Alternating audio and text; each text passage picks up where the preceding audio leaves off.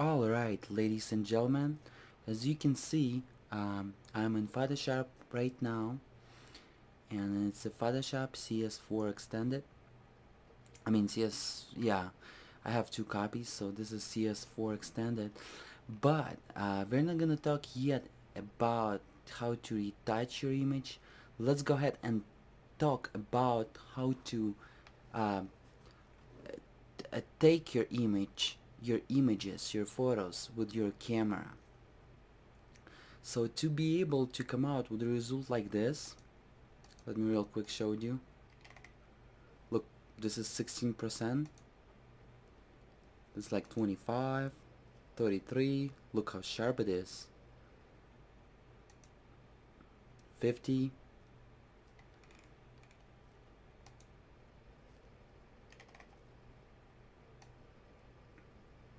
And I already adjusted some, did some filters. It's even sharper than that, 66, and I believe it's good to keep it at 66. Don't go like higher than that, but even at 100 it's still sharp. As you can see, image is adjusted, so the buildings are not falling down anymore, and this one as well. It's not like on the other video and the introduction as you saw. And I didn't retouch the stars and some lens light defects. Look like it's on my filter or something, or it just got some defects.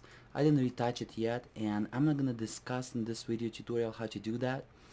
I'm just going to straightforward teach you how to come out with image like this, how to shoot this image, how to retouch this image and make it as perfect as it is. And we're gonna go image size. This image is 14,000 pixels by 4,229 pixels in height, and if I'm going to multiply it, that's how the digital camera sensor works. It multiplies the width pixels with height pixels, and that's how the overall megapixels coming from. So 14,693 times 4,229 equals, as you can see, 62,136,697. So it's 62 megapixels because 62 million pixels with a 12 megapixel D90. Amazing results, up to 3 times over, like 4 times. But you know, sometimes you don't wanna get the panoramic, and it's going to be much lower, up to 2-3 times if it's going to be regular 4:3 image or 3:2 and aspect ratio 3:2, 3 divided 2. So let me go ahead and teach you and show you how to shoot the image first, how to take those photos. So let's say I'm in Miami right now and at my secret place, and I just saw this shot, and I decided to set my camera DSLR D90 on a tripod. You can set whatever you want, any camera on a tripod, and you decided to take a shot. First thing what you gotta do, you gotta put your camera into the portrait mode. Means that it's going to be in mode like this, rectangular. Alright, and then it's going to be on a tripod. Make sure it's even, it's straight, and when you look at the viewfinder or on your display, previewing display, it's even. Take few shots and see if it's even. If it's not, adjust your tripod to the position when it's going to be even. Then what we're gonna do,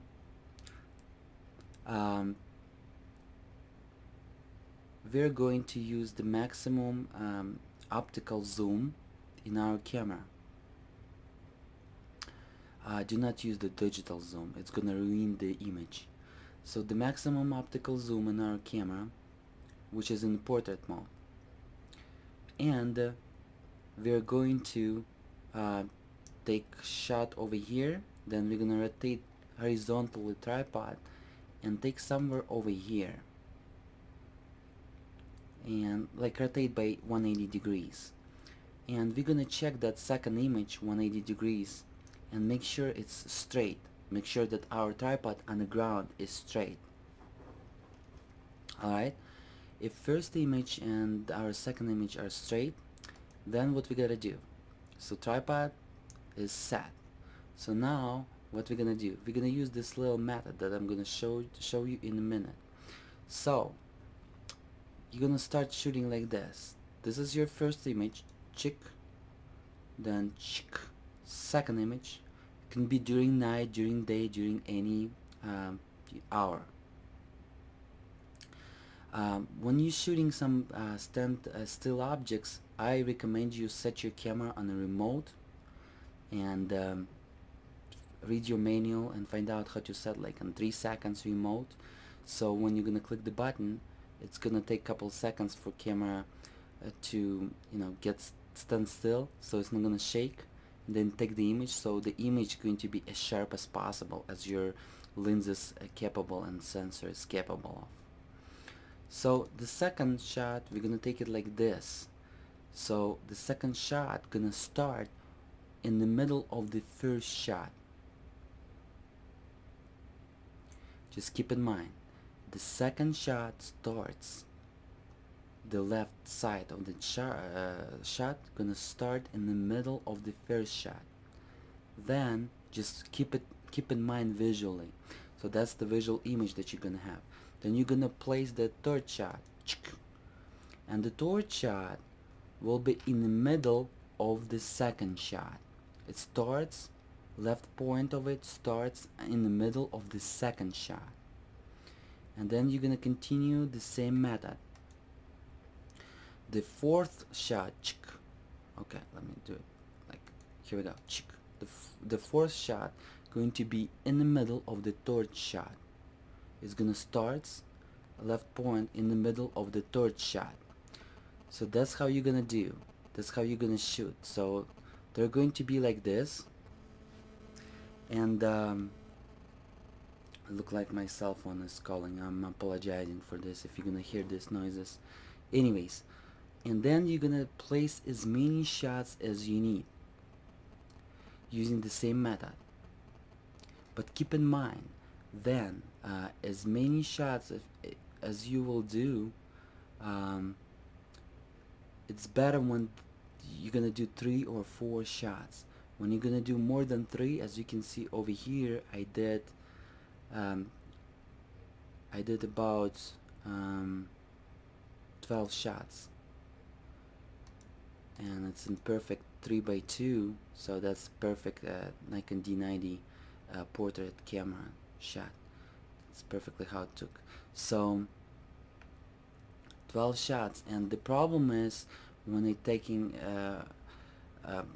12 shots, the problem is that it's hard for the software to put it together, but if you want to take a 12, go ahead and do this, but I will let you know that it's hard for the software to put it together, and the left and the right edges of the photo will be falling down, because you kind of shooting like in a circle, which is geometrically correct. It's nothing wrong with your camera or something when you do more than 4 or 3 shots. Alright, it's just gonna take some more time to fix it, and I will go ahead and explain you how to fix it. Alright, so we just learned how to place our shots. We're gonna do them like this, in a half. So first shot, then second shot gonna start in a half of the first shot, third shot gonna start in a half of the second shot, and fourth shot gonna start in the half of the third shot, and go on. Okay, so we just learned it. And by the way, as you can see in Photoshop, the layers are not named, and this is a bad habit, so try to stay away from this habit. I will teach you how to do it correctly, so it's going to be very accurate, grammatically correct for Photoshop. Alright, so what we're gonna do, I'm gonna just close this,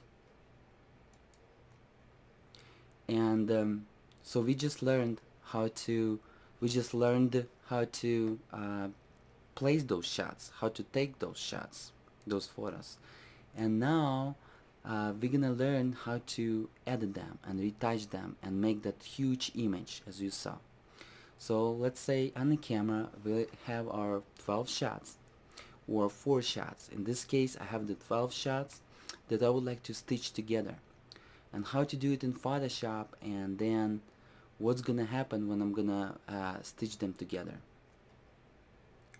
Well, first of all, I'm gonna go ahead and go to the folder of my camera. I'm gonna grab the images that I would like. I'm gonna copy them to my hard drive. So this is step 1. Second step, I'm gonna go and look for the images that I'm thinking is going to be good for my panorama. The best thing to view them in a big view without rotating them. Do not rotate them. Just keep them as they are. So I'm gonna pre-plan it. I'm gonna take a pen and or memorize it in the head what kind of images I want to stitch together. So I want to stitch 92 with 93 because it's continuous. You can see that building continues, and then that building continues, and continues, till continues, till the bridge, till the 105. So I want to stitch them all till the 105, and it's going to be a perfect one huge panoramic image, which going to use its width as height, and it's going to have the width as number of our height, number those heights times as that height times our photos. So instead of 3000 megapixels, our width will be 4000 or even higher, times whatever in the width. So it's gonna bring that resolution. So you got an idea. So what I'm gonna do, just because, let me explain to you, just because as you can see my width is my height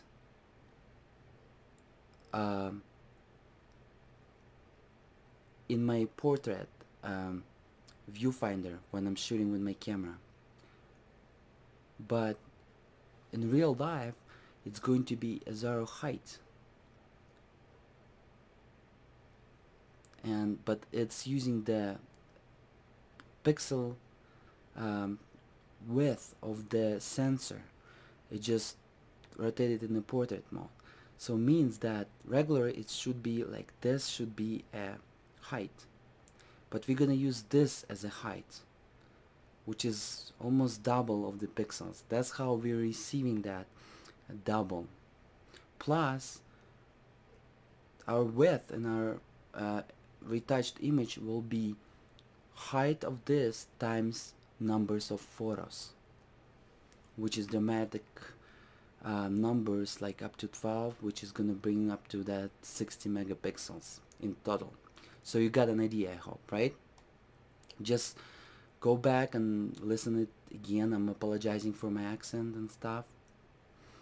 Alright, so how to stitch the images together into one big huge panoramic.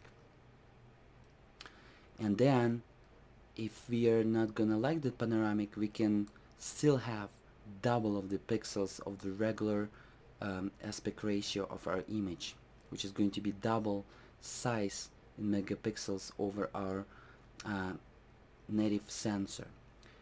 I'm gonna show you how to cut that thing from our panoramic.